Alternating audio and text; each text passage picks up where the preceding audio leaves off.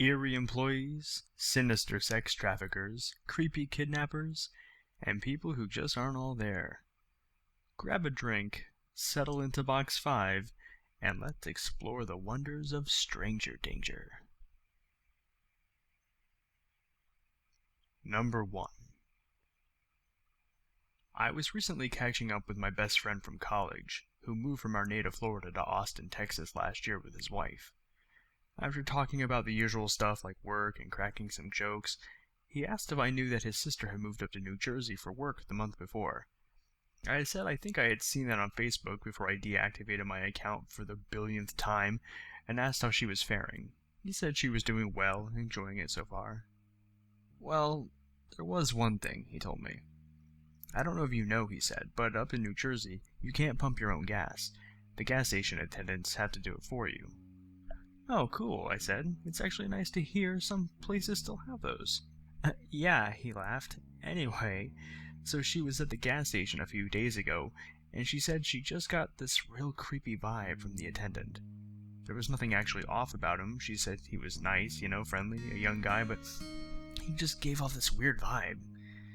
I figured if anything had happened to her, he would have mentioned that first, so I figured she was okay, but I waited for him to continue. Nothing actually happened at the gas station, he said. He filled the tank, she paid, and she left. But by the time she got home, she already had a Facebook friend request from the guy, and a couple of messages in her message request box. This was unusual for a few reasons.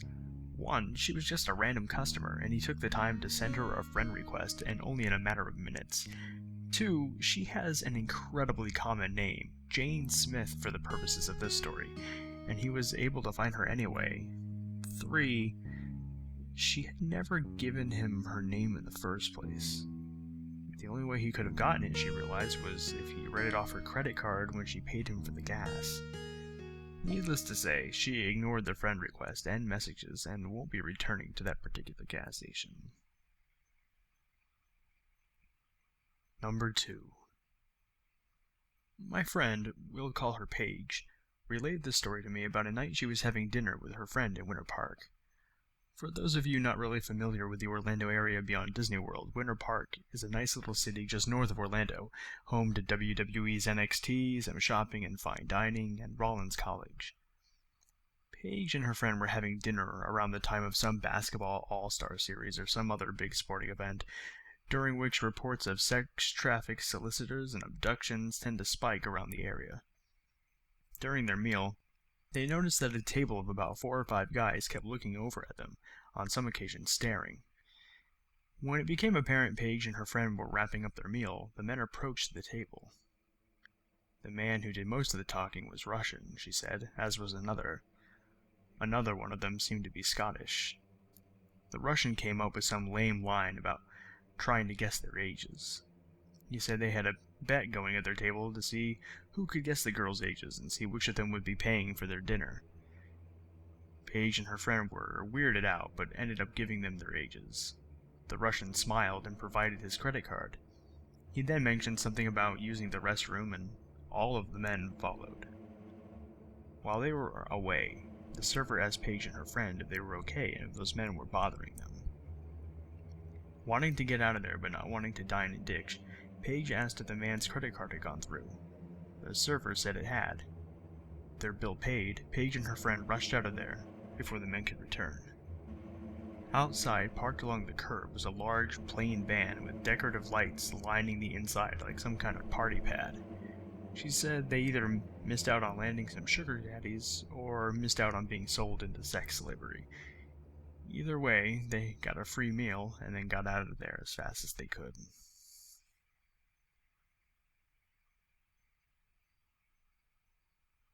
Number 3. The following happened when I was about 10 or 11 years old. I'm short for my age.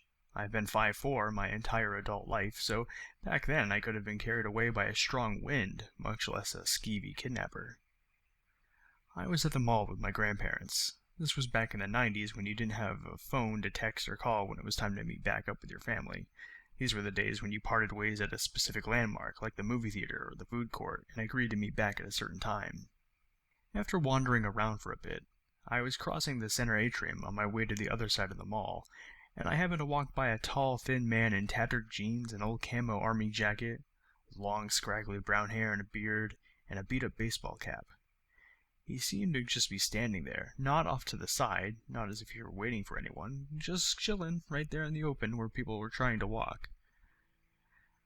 I don't know why I assessed him as I walked past, and I was certainly too young to know exactly what creeper vibes were, but something made me turn back for a second look. He had decided to walk the direction I was going. No big deal, but just for fun, I decided to yell, "Hey, Mom, wait up!" and jog ahead toward a family that was a few stores up.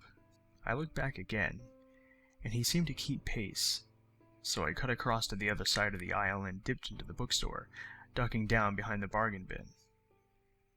I peeked over the edge, and the man had evidently crossed over as well, because he walked right by the bookstore entrance, bobbing his head back and forth as if looking for someone in the crowd ahead of him, but thankfully not looking into the store itself.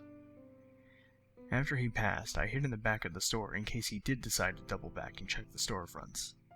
I almost laughed, let out a sigh, but a few seconds later I began to realize what had almost happened, and that I needed to tell someone. I wandered to the register, trying to act casual, pretending to check out the bookmarks, waiting for the cashier to ask if I needed any assistance. When she did, the gravity of the situation hit me, and I burst into tears explaining to her what happened. It wasn't something I could brush off and laugh at. A strange man had followed me. The woman called security, who then paged my family.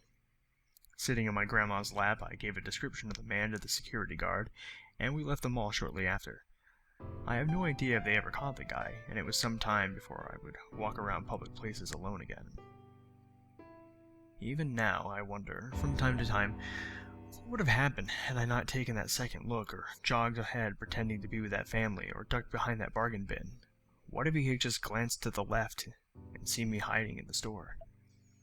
Even if he had grabbed me and dragged me away, with me kicking and screaming that he wasn't my dad, that I didn't know him, would anyone have listened? What happened to me in the alternate universe where this man got me all the way to the parking lot and drove me away? Number 4. Shortly after I moved back to Orlando, about 4.5 years ago, I was browsing one of my local comic book shops. As of now, their back room has become a whole other venue with a bar, karaoke, trivia nights, etc. Back then, though, while the room was there, it was only used occasionally for tabletop games and special events. On this night, for instance, I was informed there would be a superhero-themed burlesque show. Obviously, I was going to stick around, but I had just made my purchase, and the show wouldn't be for another hour, so I had to kill all that time, and, like I said, that back room wasn't a bar yet. I went next door for a boba tea and came outside to enjoy it. I don't remember how I began talking to this man, or where he had even come from, but it wasn't long before I was sitting out in the front of the comic shop with a man about 40, clean-shaven, brown hair, blue eyes, and distracted somehow. Not inebriated, but just off somehow. Like he was thinking of 20 different things and yet nothing, and wanted to speak slow to make sure he hit every point he wanted to make. Early on, he began telling me that he was invincible, and that many had tried before to kill him. Then he looked at me and very seriously asked, "Were you sent to kill me?" I assured him that I was not. Realizing he was probably coming off as a little strange, he attempted to explain himself. He's only invincible, of course, because he's the second coming.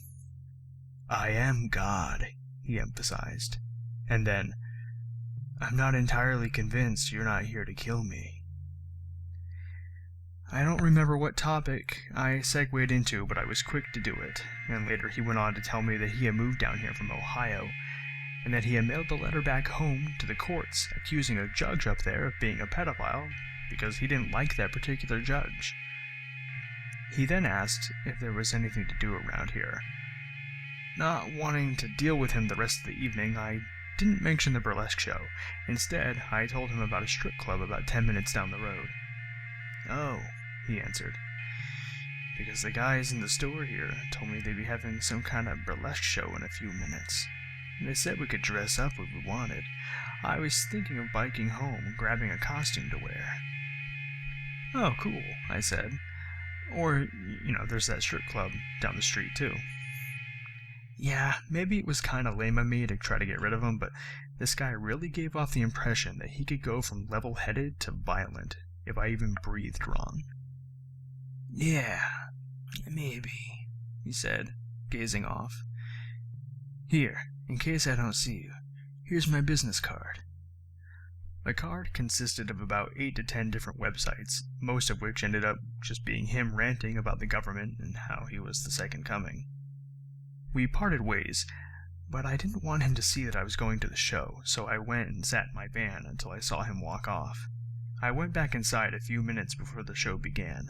I ended up playing Jenga with a couple of the dancers and making friends with a swinger couple that wanted to take me home, but that's another story. I didn't go home with them. I just mean that that was a whole other underlying subplot of the night as a whole.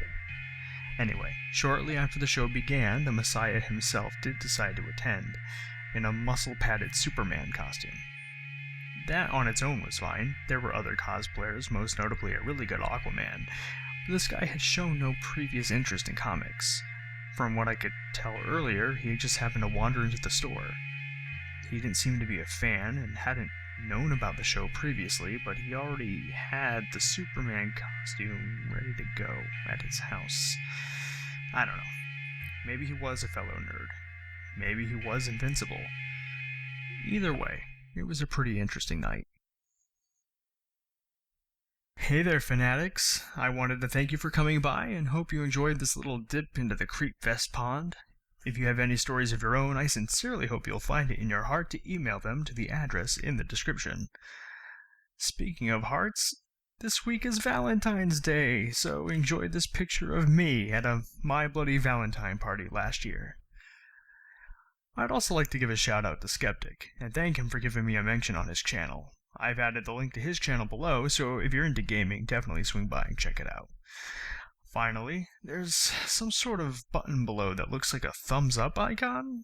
I'm not quite sure what it does, so please be sure to click on it and let me know. We all get a little scared sometimes, but just remember, when you're out there all alone, be smart, be vigilant, and when in doubt, be the thing.